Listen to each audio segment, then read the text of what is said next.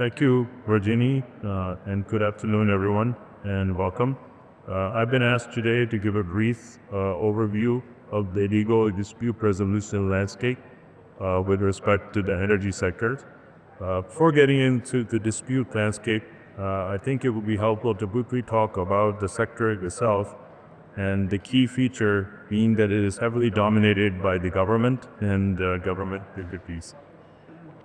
In terms of the energy sector in Pakistan, basically they have upstream, midstream, and downstream.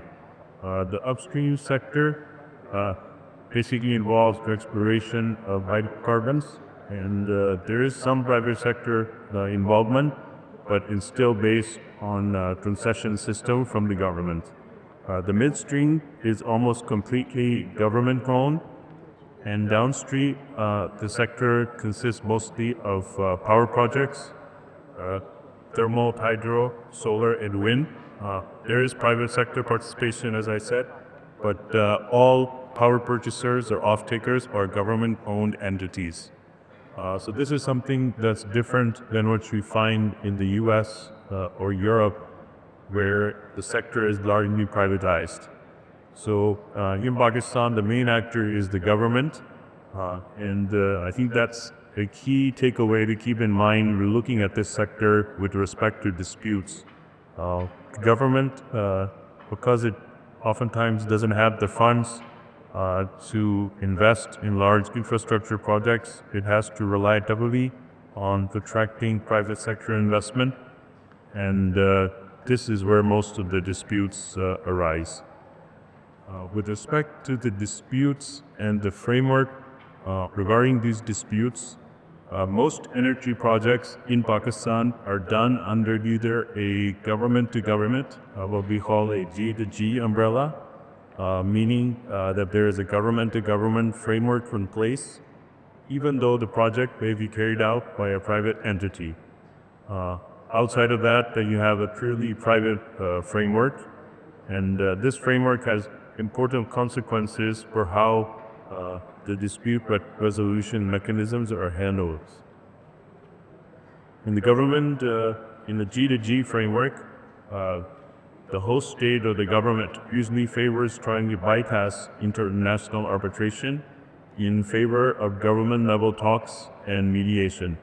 I think CPEC is a good example.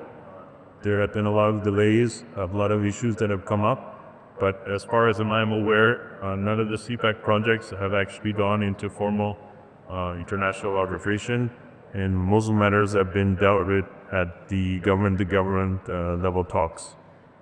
So I think the government has been successful in pushing forward this model where there is a G-to-G framework. Where there isn't a G-to-G framework, where you have government versus private investor disputes, I think then the relevant framework becomes either ICSID or International Commercial Arbitration under the New York Convention with an international seat.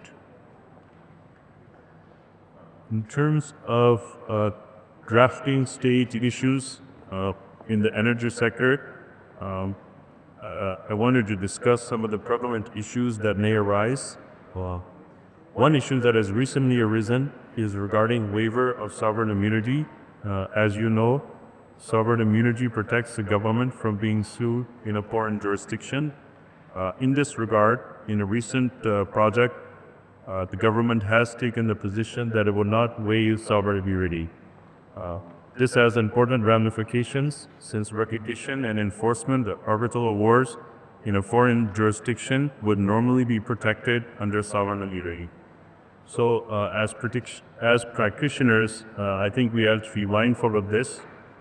We're representing a private party. I think you should make sure to negotiate a robust sovereign immunity waiver clause, or otherwise understand the consequences and explain those to your client. Another key drafting state issue in the sector is choosing the forum and seat of arbitration. Governments, especially the government of Pakistan, have generally had negative experience with international arbitration, and their view is that international arbitration tends to favor foreign investors and also that the frameworks are biased against host governments in favor of foreign investors. Therefore, there is a growing trend in this sector to try to bypass international arbitration altogether through G2T frameworks, which I discussed previously, or recently even trying to have power-related disputes resolved by other means. For instance, have NEPRA act as a de facto arbitrator. Alternatively, a recent trend is to agree to international arbitration, but consists that it be governed by Pakistani law or win the seat in Pakistan. This, of course, poses a lot of challenges, which we will discuss in the previous panel. So things to be mindful of is that private investors should ensure binding institutional arbitration seated abroad. And if you're representing the government, I think definitely they prefer other avenues of dispute resolution.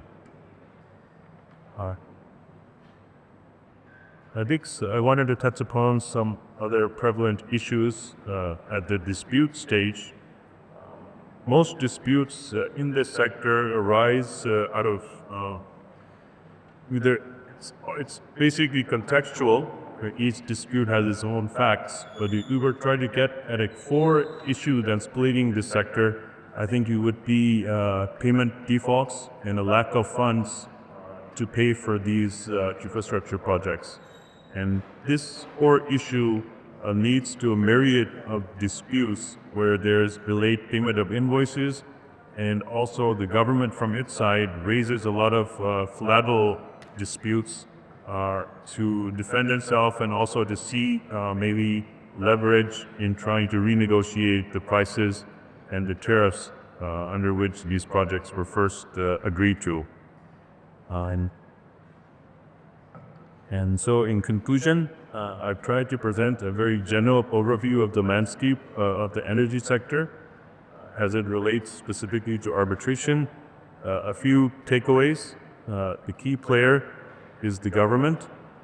Disputes mostly revolve around host government versus foreign investor issues.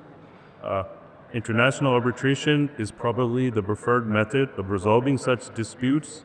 Since most disputes are with the host government, parties are unlikely to trust the local court system.